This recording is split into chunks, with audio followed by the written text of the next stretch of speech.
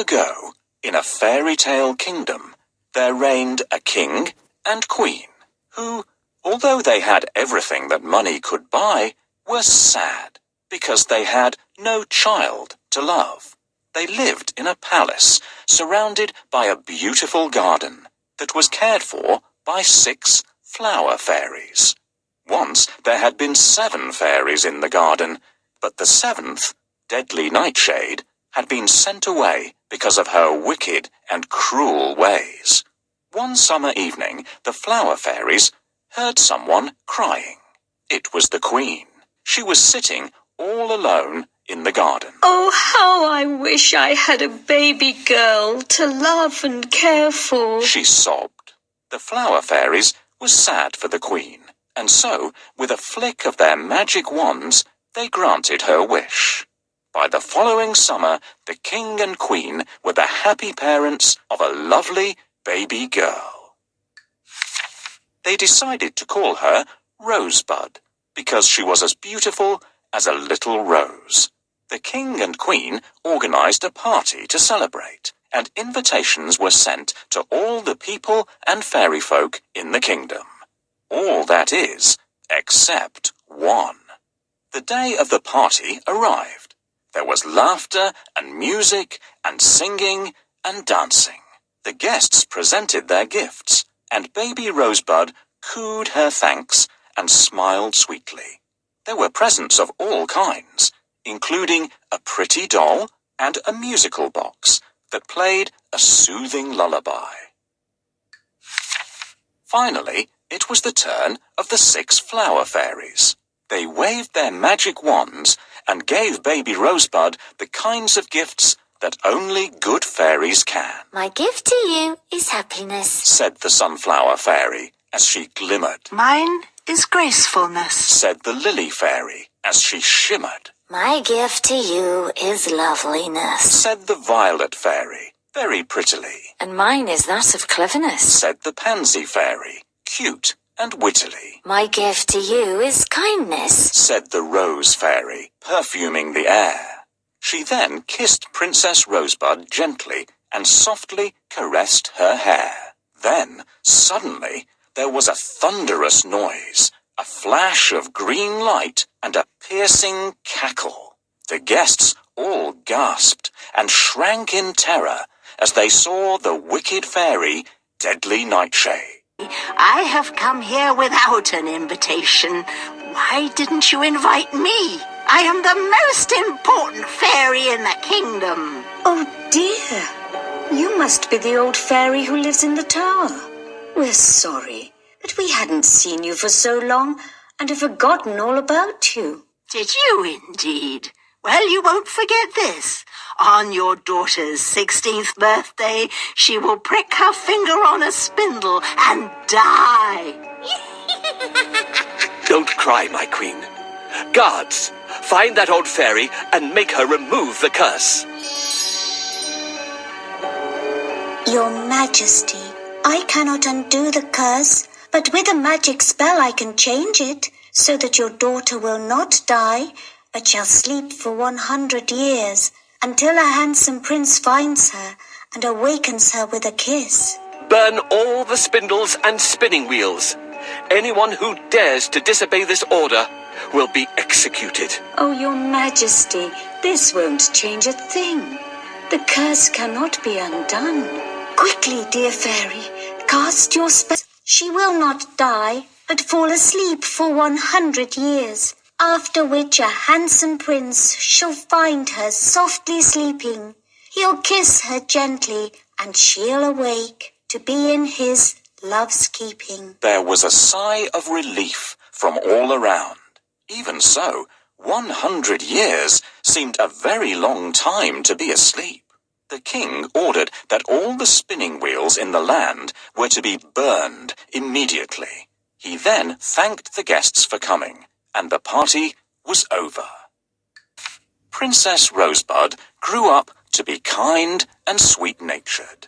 She could dance and sing beautifully, and was admired throughout the kingdom. On her 16th birthday, a great party was held. There was music, dancing, and games. Hunt the Thimble was a favourite game with everyone. Somewhere in the palace was hidden a silver sewing thimble, and the first to find it would receive a prize. Everyone went off excitedly in different directions. As the princess searched, she came upon a door that she had never seen before. A strange whirring noise was coming from behind it. Whatever could it be? Suddenly, the door swung open, and to her surprise, she saw, sitting by the window, an old woman, busy at a spinning wheel. Rosebud entered the room, and the old woman looked up at her and smiled. Can we start now? Now sit down, my dear, and take the spindle. Now move your foot up and down on the pedal. You mean like this? Ow! Oh, heavens! What happened? Please, someone help me! Exclaimed the old woman, pretending to be shocked. Then, with a cruel cackle of laughter, she transformed back into the wicked fairy Deadly Nightshade, and flew out through the window. I am so sick at heart. I can't stand the thought of losing my beloved daughter. I feel like crying all the time. This just seems like a very bad dream. The old fairy's curse came true, but the princess is still alive. And what happens when the princess awakes alone in the empty castle? I could put all of you to sleep, including the courtiers and the servants. And then when the princess wakes up, you will all be around to tell her what's happened. That's a great idea, dear fairy. The time will go quickly for the sleeping king and queen. Let's hope that the prince finds the princess and wakes her up. Everyone fell asleep instantly. The roses in the garden began to grow into a wild, thorny hedge to protect and hide the princess from the rest of the world. Now we must wait for 100 years, said the Poppy Fairy.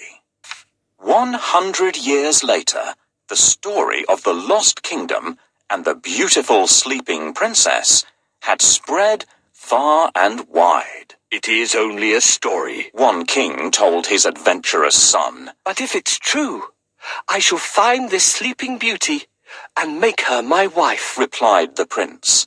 He was a determined young man who was brave and kind. Then you must follow your heart, said his father. So the prince set out on his quest to find the Lost Kingdom and the legendary sleeping princess. In the old castle, there lies a lovely princess who has been sleeping for 100 years. I must force my way through the thick, overgrown forest to reach the castle. It's difficult to clear a way through. I am going to need some help. The flower fairies used their magic to guide him on his journey, and led him to the thorny rose hedge that protected the princess. As he lifted his sword high to cut his way through, the hedge shrank away and disappeared. He followed the path, and soon he stood facing the palace door. Soon I'll meet the most mysterious princess in the world. Walking through the palace, he noticed that everyone was sleeping. As the prince tiptoed up the staircase, the heavenly perfume of roses greeted him and led him to the room where the princess had fallen asleep. He saw her lying peacefully and was so entranced by her beauty. She is the most beautiful princess in the world. I will be very happy if she marries me. Dear princess, wake up! That he kissed her gently, and, as the Poppy Fairy foretold, the spell was broken.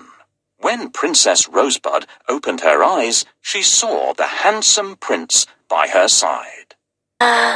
What a wonderful dream I've had. I dreamt a handsome prince kissed me. It wasn't a dream. A wicked fairy cast a spell on you.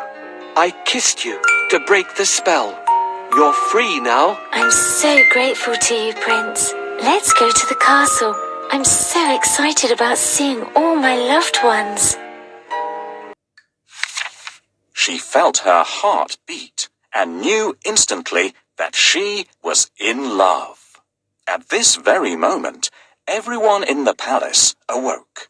Unaware that they had slept for 100 years, they continued with the birthday celebrations, as if nothing had happened. Only the flower fairies and the prince knew differently. My darling princess, I am so glad to see you again. The king and queen smiled with happiness when they saw the prince and the princess together and so very much in love. A splendid wedding was planned, and all the people and fairy folk were invited to celebrate. All that is, except one, and she was left safely sleeping. The prince and princess Rosebud, of course, lived happily ever after.